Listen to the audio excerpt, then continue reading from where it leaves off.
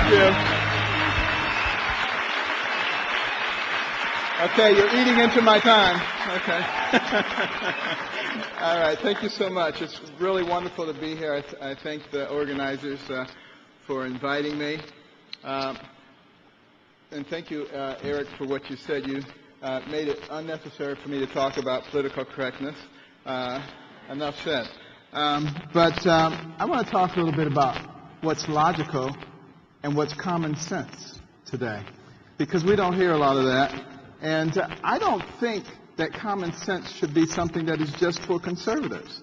You know, liberals and everybody else should understand and enjoy common sense also. For some strange reason, sometimes they don't. But, you know, it's very interesting, you know, the outpouring of sentiment that I received after the speech at the National Prayer Breakfast. I got so much mail, letters, books, just amazing from everybody. And some of the more poignant ones were from older Americans who said they had given up and they were just waiting to die. And now they felt a sense of revival once again. You know? And that's very sad that we have reached a point in our lives where there's so many people who feel that they're not represented anymore. And this is something I want you people who are in Congress and who are in the Senate and who are in the White House to understand. You work for the people. You represent the people. You know, if you can understand that. I also got a few nasty grams from people. How dare you insult my president? You are a N-word, and you need to get back. You know, it's just unbelievable, you know. But, you know, when did we reach a point where you have to have a certain philosophy because of the color of your skin? When did that happen?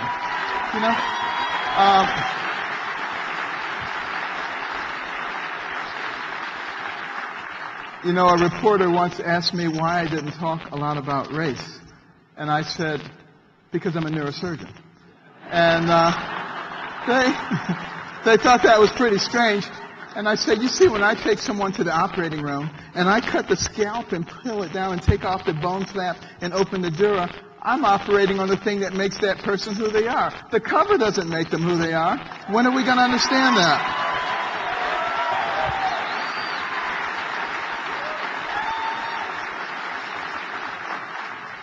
But you know, the thing that really is important to me, and it's largely because of my own background, you know, growing up in a single-parent home in the inner city with dire poverty, terrible temper, poor self-esteem. My nickname in school was Dummy.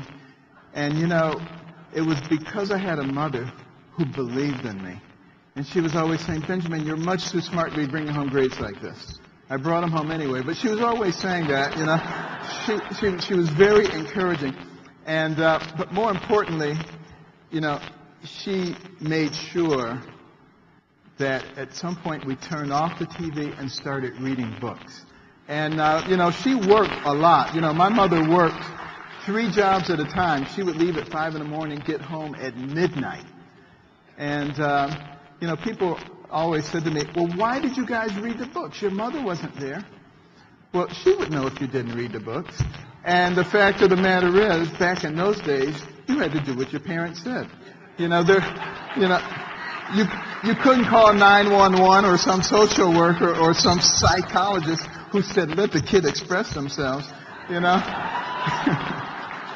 And there was a reason for that. But, you know, the education worked for me. You know, I started reading within a year and a half. I went from the bottom of the class to the top of the class. The same kids who were calling me dummy in the 5th grade were coming to me in the 7th grade. Benny, how do you work this problem? And I'd say, sit at my feet, youngster, while I instruct you. But maybe a little obnoxious, but it sure felt good. But, you know, the thing is, by that time, I had a very, very different impression of myself. And education is such a fundamental principle of the success of America. And we're allowing it to go under. You know, you go out there and you talk to the average person now, They may be able to tell you who won Dancing with the Stars. They may be able to tell you who won the football game. But they can't tell you anything that's important. They don't know about foreign policy. They don't even know about the way that our government works and the structure of it and what things mean. And consequently, they have become the ignorant. They have become the unprepared. This is exactly what the founders of this country warned against.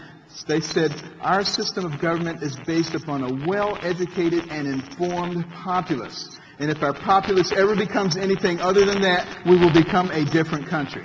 They knew what they were talking about.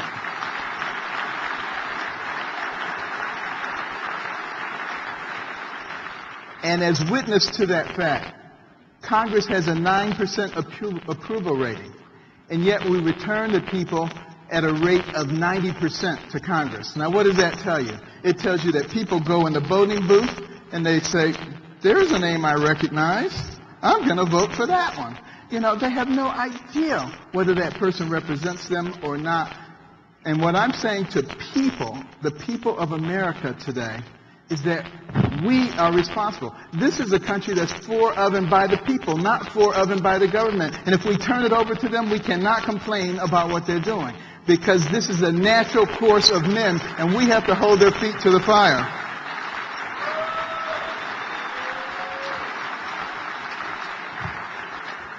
And that's why we have these complex brains. And I don't say this just because I'm a neurosurgeon. The brain is the most complex and phenomenal organ system in the universe.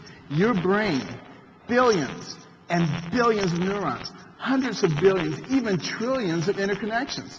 The number of interconnections you have rivals the national debt. I mean, it's just an amazing amount. And it has the ability to remember everything you've ever seen, everything you've ever heard. Your brain can process more than 2 million bits of information in 1 second. And the reason that human beings have these gigantic frontal lobes is because we're the creatures that have the ability to extract information from the past, integrate that with information of the present, and project that into the future. Which means we can be proactive, we can plan, we can strategize. We don't have to just react. And yet, that's what animals do, react. And a lot of people today have decided that they rather react like animals rather than planning and strategizing. And this is what we've done now. We're reacting to, what we see as our fiscal woes without planning for the future, without really caring about what is happening to the next generation. And you don't have to be a brain surgeon or a rocket scientist to understand that if we continue to spin ourselves into oblivion, we are going to destroy our nation. If I were trying to destroy this nation, if you just, let's say you magically put me, into the White House, and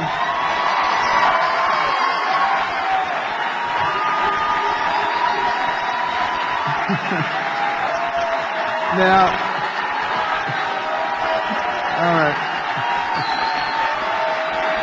all right, I take it back. but let's say somebody was there, and they wanted to destroy this nation. What would you do? Let me tell you what I would do. First of all, I would create division among the people. I would have everybody pitted against each other, because a wise man by the name of Jesus once said, a house divided against itself cannot stand. And then I would encourage a culture of ridicule for basic morality and the principles that made and sustained the country. And then I would undermine the financial stability of the country and drive it so far into debt that there was absolutely no chance that it could recover. And I would weaken the military and destroy the morale of the military. That's what I would do, and I guarantee you it would work. Now, the question is, it appears coincidentally that those are the very things that are happening right now. And the question is, how do we stop it? Can we stop it? Or must we inexorably follow the same kind of path that other pinnacle nations have followed before their destruction? Because all of those things that I just mentioned are the things that happened to other pinnacle nations before their fall.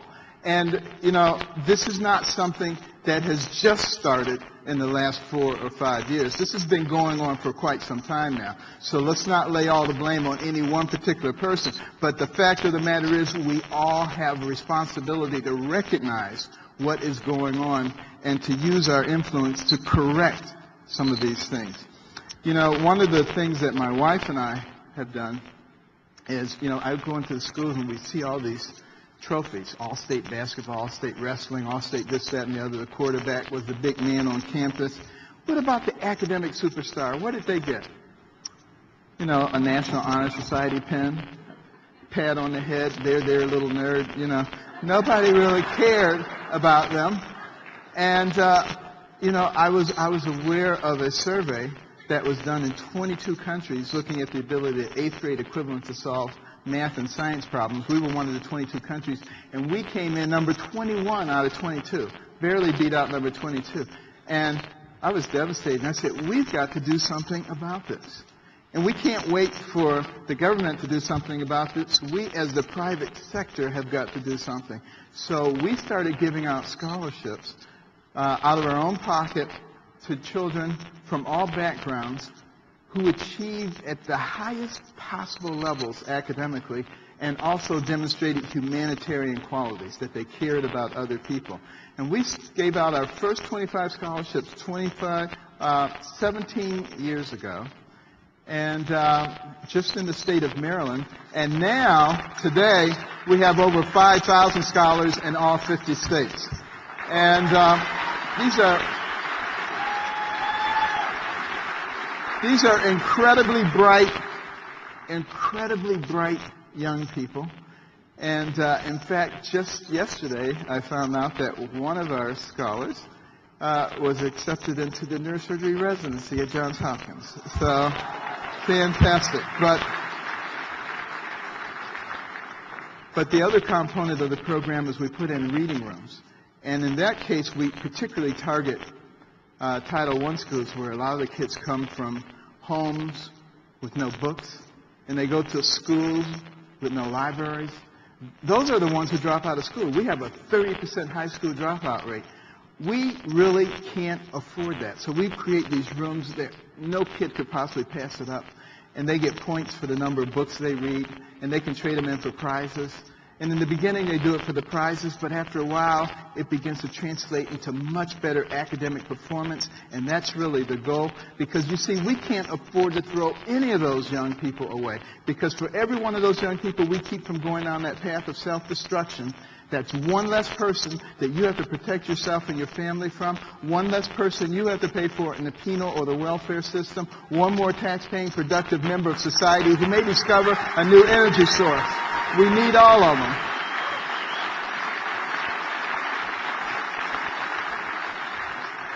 And the humanitarian part of the program, of the Carson Scholars Fund, is every bit as important as the academic part. Because, you see, we are a humanitarian nation. And historically, we have been. Many people don't know this, but socialism started as a reaction to America. Because people in Europe, they looked at us and they said, wait a minute, look at those Americans. You got people like Ford and Kellogg and Vanderbilt, Rockefeller, Carnegie Mellon. They got so much money. And look at everybody else who's got nothing. And you can't run a system like that. You have to have an overarching government that receives the funds and redistributes it in a fair and equitable way. Have you ever heard that before? Well, what they didn't realize is that all those names that I just said, instead of like the land barons of Europe hoarding money and passing it down from generation to generation, instead they built the infrastructure of this nation. They put in the transcontinental railroad. They built factories and textile mills. They built the mechanism that created the most powerful and dynamic middle class the world has ever seen, which rapidly took us to the pinnacle. They built universities and museums and charitable organizations. because that has been the nature of Americans. We have always been generous. Nobody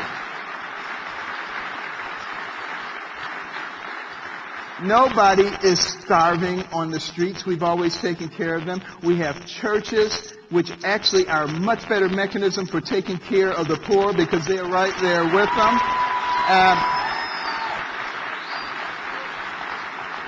This is one of the reasons that we give tax deductions to churches, because they do that. So why is the government trying to duplicate what they're supposed to be doing? You know, we need to start thinking smartly about the way that we use our resources, use our money. And, you know, in 2009, 40 of the wealthiest families in America pledged to give away half of their wealth to charity. Go someplace else in the world and ask the 40th wealthiest families to give away half their wealth. They'll look at you like you got 6 heads. This is an American phenomenon. We take care of our own. We always have. It is not the government's responsibility. It is our responsibility as citizens.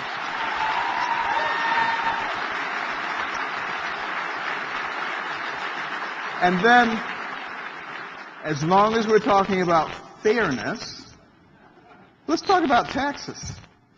You know, some people criticize me at the prayer breakfast for bringing up God and the Bible. I mean, it is a prayer breakfast, right? I understand that. But at any rate, you know, if God thinks proportionality is fair, who are we to say that it is unfair? The minute you begin to deviate away from proportionality, you begin to inject your own philosophy. And that is always going to lead you in one direction or another. I think that's why God had a program like that. You make $10 billion, you put in $1 billion. You make $10, you put in 1. You know, the guy who paid $1 billion just put in $1 billion times more than the other guy, but they get the same rights. What could be fairer than that? That's ridiculous. Now, I'll tell you what is not fair. What is not fair is when you exempt some people and you say, there, you poor little thing. You don't have to pay anything. We'll take care of you. You know what? To me, that's very offensive, having grown up poor, because what you're saying is that I, the superior elite one, will take care of you. Why? Because you see, that superior elite group needs to be superior and elite. And they can't be superior and elite unless you have a whole bunch of people down there groveling around. So you keep them down there by feeding them. You know?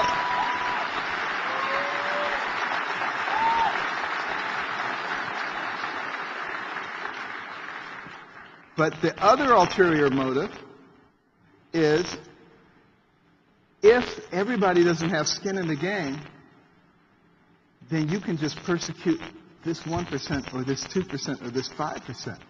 If everybody has skin in the game, you have to be responsible. Because if you come talking about raising taxes, you're raising taxes on everybody. You better have a darn good reason. Doesn't matter about 1 or 2%, but it really matters about everybody.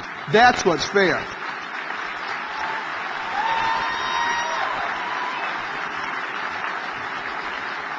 And then, just briefly, I don't have time to really go into it, but let me tell you something. Healthcare, 1/6 of our economy, if the government can control that, they can control just about everything. We need to understand what is going on, because there are much more economic models that can be used to give us good health care than what we have now. And we were asleep at the wheel to let it happen, but we have to find a way still to make it work. And if we have to work within the framework of the Affordable Health Care Act, fine. If we can find a way to defund it, fine. But we have to find more efficient ways. Think about this. 80% of the encounters between a patient and a healthcare provider could easily be handled by a health savings account. 80% of the encounter, without the need to insinuate a third party or bureaucracy which sucks out at least a third of the money. And, there are ways that we can do this. We can use bridge insurance and catastrophic insurance. Some of the, I don't want to call them morons, but there's something similar to that, who say, well, Carson just talks about HSAs. How are you going to pay for it? How are you going to have catastrophic health care? Read the book. Read the book, America the Beautiful, and some other things that I've written. It'll show you how to do that. But obviously, I'm thinking about those things. I mean, it just, I don't know, it's almost laughable, some of the things that I hear people say who criticize you. They say, he's a neurosurgeon, so he couldn't know anything about economics. It's not brain surgery.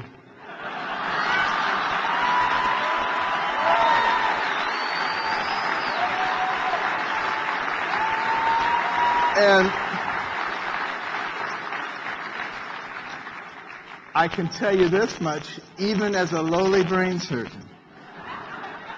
If you have the highest corporate tax rates in the world, then of course corporations are going to have money elsewhere. Corporations are not in business to be social welfare organizations. They are there to make money. And a wise government knows how to use that to their advantage. There is a ton of money outside this country and inside this country just waiting to be unleashed to make all kinds of jobs and opportunities if we just treat them as our friends and not as our enemies.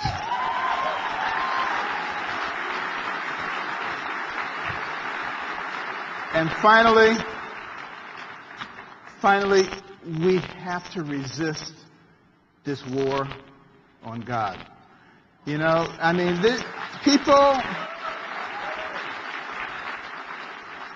people don't want to talk about God, and don't you ever dare mention Jesus Christ. And this is supposed to be a country where we have freedom of religion and freedom of speech. It is absolutely absurd. Let's let everybody believe what they want to believe. And that means PC police. Don't you be coming down on the people who believe in God and who believe in Jesus. If they want to put something out that shows their belief, they have every right to do that. And we need to know, we need to understand that we are not each other's enemies in this country. And it is only the political class that derives its power by creating friction. It is only the media that derives its importance by creating friction, that uses every little thing to create this chasm between people.